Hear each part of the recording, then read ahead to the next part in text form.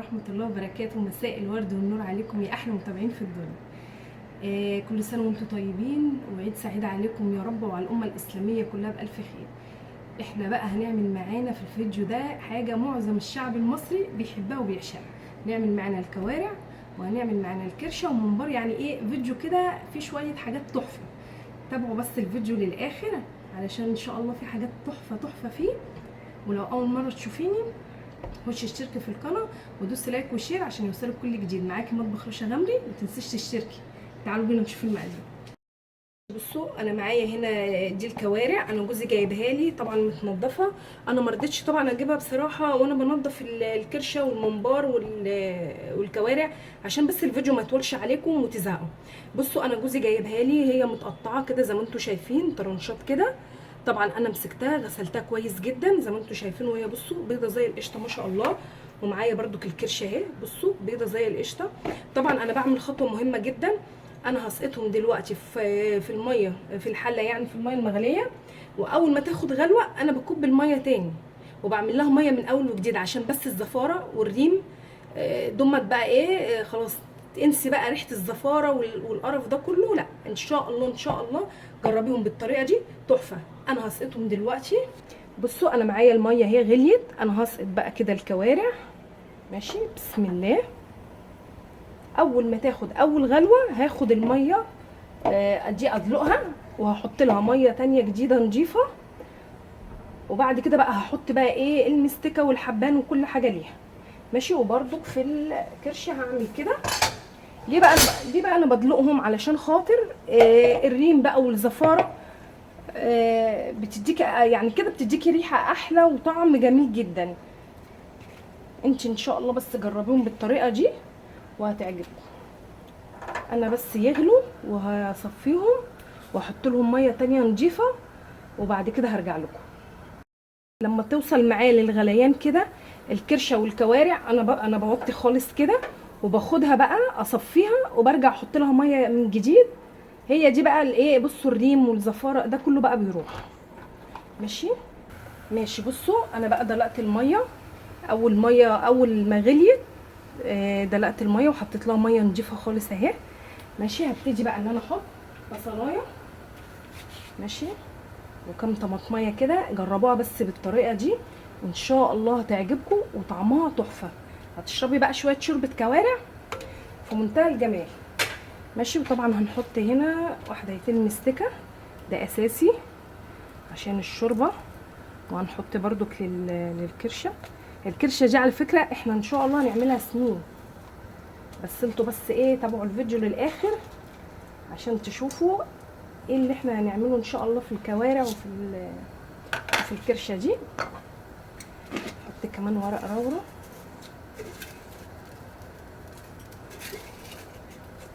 ماشي. انا بقى هغطيهم واول ما يغلوا هوطي عليهم عشان يستووا طبعا براحتهم. دلوقتي ده بقى ايه، احنا هنحشي الممبار مع بعض.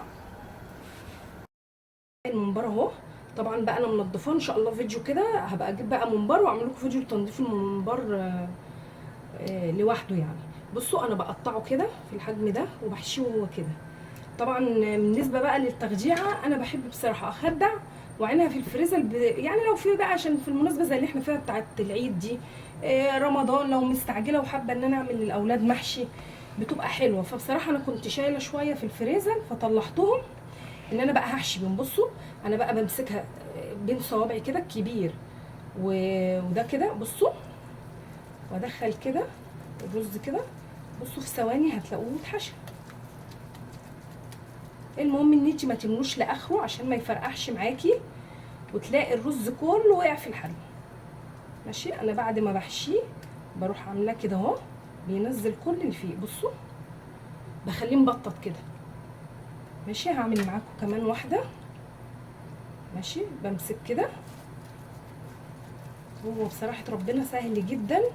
انا ان شاء الله كده في اقرب وقت هشتري ممبار واروح عامله لكم حلقه عن تنظيف الممبار بس لوحده. هو الفيديو ده في كام حاجه كده تحفه ولسه كمان في رقاق يعني. تابعوني بس للاخر وان شاء الله ان شاء الله الفيديو يعجبكم. بصوا بخليه كده وانا طبعا ما برضوش ان انا اقعد انضف واعمل كده قدام الكاميرا علشان بس ما تزهقوش وتملوا من طول الفيديو، لكن ان شاء الله هنعمل فيديو مع بعض للمنبر وكده.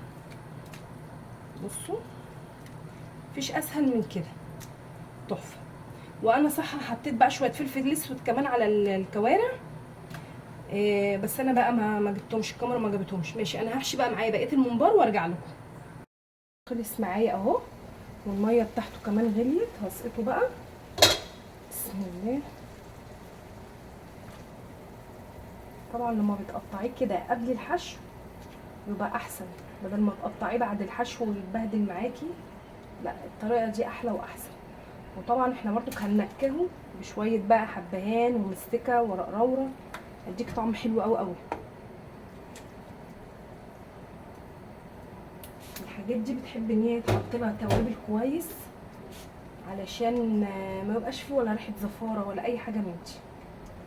ماشي، انا معايا اهو في الطبق ده، بصوا بقى ورق لورا وحبهان ومستكه، هحطهم برضو كمان معاهم. طبعا برضو هياخد ايه كام غلوه كده وهوطي عليه علشان خاطر يستوي برضو براحته. بصوا بقى لما بيتقطع، بصوا بقى شكله تحفه. انا بقى هوطي اول ما يغلي، هوطي عليه وتعالوا بقى نشوف هنعمل ايه تاني. بصوا الممبار خلص معايا اهو، ماشي اتسلق. ومعايا هنا هي لسه الكوارع بقى على النار، انتوا عارفين هي بتاخد سوا شويه، والكرشه برضو اهي كمان على النار. ماشي، انا الممبار معايا خلص اهو. طبعا بقى اما اجي احمره هجيب لكم بقى وانا بحمره، ولما تخلص بقى الكرشه والكوارع برضو هجيبها لكم.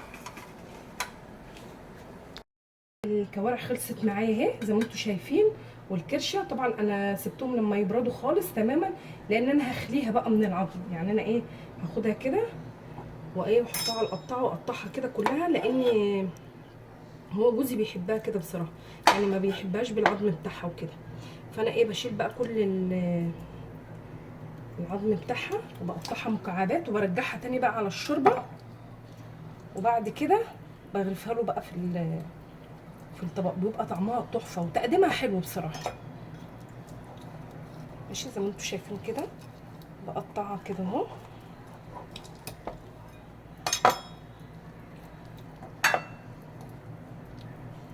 طبعا تخلي بالكم، ايوه كده. بحاول بقى ان انا ايه اخلي العظم كله منها بالظبط كده. بس اهم شيء ان انت طبعا تسيبيها تبرد خالص، لان هي بتبقى سخنه جدا، مش هتعرفي تقطعيها نهائا طول ما هي سخنه. هي بصراحه ربنا لما بتتقطع كده، وطبعا برضو هتشوفوها في اخر الفيديو خالص بقى وانا مقطعاها، شكلها بيبقى تحفه. بصوا بقى انا ببتدي ان انا ايه اقطعها كده مكعبات كده زي ما انتم شايفين.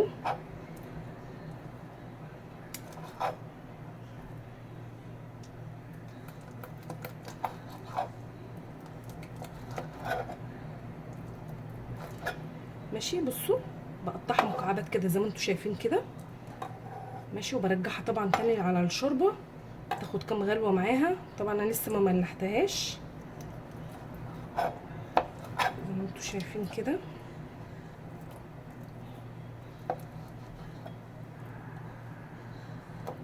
بتبقى حلوه طبعا ولذيذه، بدل يعني ما بتبقى، وفي ناس ما بتحبهاش الا بعضمها بصراحه. يعني في ناس ما بتحبهاش ان هي تتمزج منها كده بقى لما تقعد تاكل العظم بتاعها وكده، بس لا احنا بنحبها كده تبقى مخليه احلى. وبقطع برده الكرشه هقطعها زيها، لان انا هعملها سمين وانا عامله لها كفته. بس بقى ايه انا بعمل، يعني كنت عامله لها الكفته دي بقى اما يجي بس ساعتها هقول لكم بعملها ازاي. وهعمل طبعا صينيه رقاق، بس انا بقى ايه علشان كنا في عيد وكده، فمعصجه بقى اللحمه المفرومه بتاعت الرقاق وكده، وشايلاها طبعا في الفريزر، بشيلها في علبه بطلعها في اي وقت في اي احتياج محتاجاها. انا طبعا بعصج اللحمه وبشيلها في الفريزر. ليه بقى؟ عشان برضو لو هعمل كذا حاجه يبقوا سهلين بقى عليا. وانا بصراحه ربنا يعني في دخلة عيد في زنقه كده بروح ايه في رمضان بروح ايه معصجه اللحمه وبشيلها في علب عادي، ما يحصلهاش اي حاجه خالص. ماشي، هدني بقى اقطع فيها كده زي ما انتم شايفين. طبعا بقى انا هقطع الباقي ده مع نفسي علشان بقى الفيديو ما يطولش عليكم، وهقطع الكرش برضو زي الكوارع كده بالظبط. ماشي بصوا انا قطعت الكوارع اهي، بصوا زي ما انتم شايفين شكلها تحفه، وقطعت كمان الكرشه، لان الكرشه دي انا هشوحها بحته سمنه هعملها زي السمين كده، هقول لكم يعني في اخر الفيديو هنعمل بيها ايه. الكوارع بقى انا صفيت طبعا الشوربه بتاعتها من كل اللي فيها بقى، من البصل والطماطم وكله، وهسقطها دلوقتي تاخد كام غلوه معايا واملحها. وطبعا لما اجي اغرفها بقى هوريكم شكل الشوربه عامله ازاي، شكلها تحفه. انا هعمل صينيه الرقاق دلوقتي، انا حطيت الكوارع زي ما قلت لكم بقى على الشوربه تاخد بقى مع نفسها. بصوا بقى الرقاق ده انا اللي عاملاه في البيت. بصوا انا هحط 10 وحدات، انا عشان عاملاه رقيق تحفه، ما تخافيش منه، احلى من بتاع بره مليون مره. ان شاء الله هنعمله مع بعض قريب في القناه. ماشي انا بقى حاطه هنا شوربه سخنه، انا بصراحه بحطها في الطبق كده بس تريح اكتر ما احطها في الصينيه. ماشي وهبتدي بقى ايه الف كده الرقاقه. طبعا دهنه الصينيه سمنه، انا حاطه معلقتين سمنه بلدي على 2 روابي. لو عندك بلدي عندك، ما عندكيش مفيش اي مشكله، حطي مكانهم روابي كريستال زي ما انت ما بتحبي. ماشي ابتدي بقى اعمل فيها كده اهوت، اسقيها كلها كده من الشوربه. ماشي وانزلها كده. بصوا الجمال والله تحفه، الرقاقه جميله جدا. اما بلاقي حته بقى انا ايه ناشفه قوي كده بروح ايه حاطه لها كده شويه صغننين قوي من الشوربه. ماشي وهاخد برده التانيه بس هحط بيه الرقاق وبعضه زي حته سمنه كده بالرياش كده. ماشي جربوه بقى بالطريقه دي وان شاء الله يعجبكم. وانا كده كده ان شاء الله في اقرب وقت هنعمله مع بعض في القناه تحفه. الواحده رقيقه كده تقدري ان انت تحطي 10 مش 8 يعني، ما تخافيش مش هيطلع معاكي تخين، هيطلع معاكي حلو جدا. ماشي بصوا ابتدي اسقيها كلها كده اهوت. ماشي من كل النواحي كده.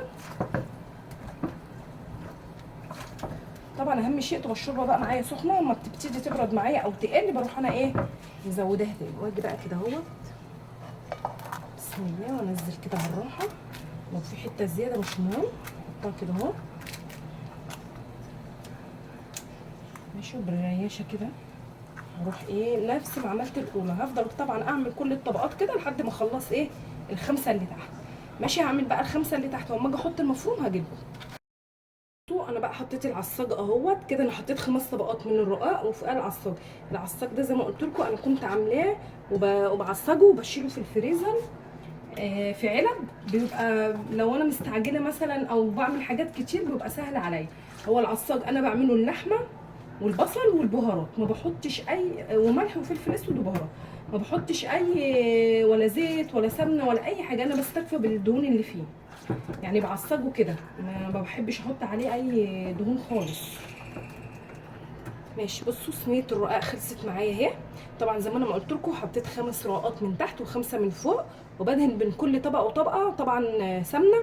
هدخلها بقى، انا طبعا مولعه الفرن من قبل ما ابتدي فيها، هدخلها على درجه حراره 200 بتقعد حوالي من ربع ساعه لتلت ساعه حسب فرنك انت. هدخلها اول ما تطلع اوريها لكم على طول. ماشي بصوا دي بقى الكوبيبه اللي انا كنت مفرزاها معاكم، لو انتوا عايزين الطريقه ارجعوا طبعا على الفيديو على القناه هتلاقوه. ماشي بصوا بشيلها كده بالشهر وبالاثنين. اهم شيء الزيت، يعني تعمليها زي ما انا ما بعملها كده تاخد بس حراره ايدك. اهم شيء الزيت يبقى واطي جدا، وما بحطش اكتر من 3 اول مره، يعني ما تحطيش اكتر من كده عشان بس ما تفرقعش معاكي. ماشي انا هسيبهم بقى كده. نيجي بقى للسمين بتاعنا، انا حاطه هنا معلقه سمنه. ماشي السمين بتاعي اهو انا هنزل بيه هنا اهو كده عشان ايه اشوحه كده تشويحه حلوه. ماشي طبعا الكفته دي انا هحطها على السمين بس لما بس اشوحه شويه كده مع حته سمنه بلدي بقى وشويه ملح وشويه فلفل.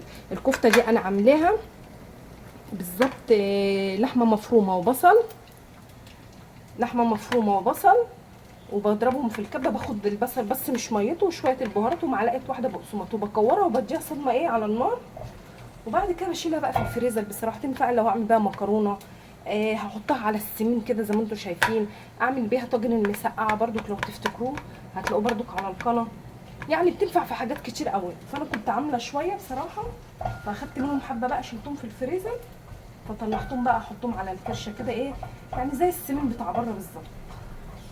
ماشي، انا هشوح بقى السمين كده، هحط له بس ايه رشه فلفل اسود،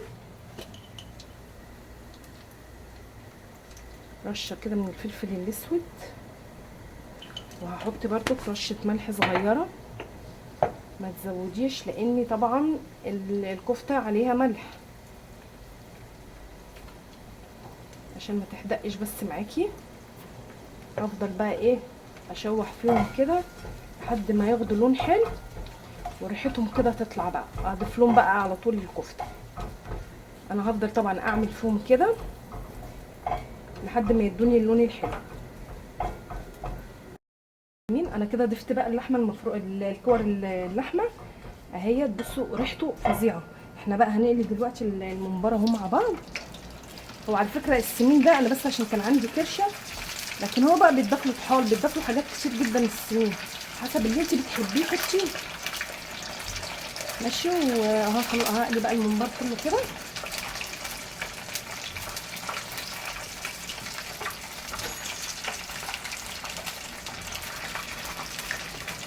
الكوبيبه اهي كمان انا طلعتها، هوريها لكم طبعا دلوقتي. بس الكوبيبه ما شاء الله طلعتها اهي، وهفتح لكم واحده برده عشان تشوفوها تحفه. يعملوها بالطريقه زي ما انا عاملاها في الفيديو، وتتشال بالشهر وبالاتنين وبالست شهور زي ما انا كنت مكيساها كده، تقعد معاكي فتره طويله، وتطلعيها وتحمريها تبقى معاكي تحفه. ماشي، بصوا بقى انا الممبار خلص اهو معايا، بصوا شكله عامل ازاي، والكوبيبه اهي طبعا هفتحها لكم دلوقتي، ومعايا صينيه الرقاق اهي شكلها تحفه. هحاول برضك اوريها لكم. بصوا ما شاء الله من تحت، بسم الله، بصوا من تحت ما شاء الله لونها تحفه. الرقاق ده طبعا احنا ان شاء الله هنعمله مع بعض في البيت. بصوا بقى السمين، طبعا السمين ده زي ما انت عايزه، عندك بقى طحال، عندك فشه، بس احنا بنحب الكرشه والكفته بس. وادي كمان شوربه الكوارع، علشان بس انا لما قلت لكم اغلوا اول غلوه وارموها، مش ان ديت كده انا رميت الشوربه، لا بصوا الشوربه شكلها تحفه. انا كده لما بغليها اول غلوه وبرميها، دي الزفاره والريم وده كله. بصوا بقى شكلها عامل ازاي. طبعا لو في اي اكله انتوا عايزينها اكتبوا لي في اي تعليق، وان شاء الله اعملها لكم. ويا رب الفيديو يعجبكم، وما تنسوش تعملوا لي لايك لان انا تعبت جدا جدا في الفيديو. وان شاء الله اعمل لكم فيديو احلى واحلى، واسيبكم في حفظ الله. انا كده ضفت بقى اللحمه المفرومه، الكور اللحمه اهي، بصوا ريحته فظيعه. احنا بقى هنقلي دلوقتي الممبار اهو مع بعض. هو على فكره السمين ده انا بس عشان كان عندي كرشه، لكن هو بقى بيتضاف له طحال، بيتضاف له حاجات كتير جدا السمين، حسب اللي انت بتحبيه حطيه. ماشي، وهقلي بقى الممبار كله كده.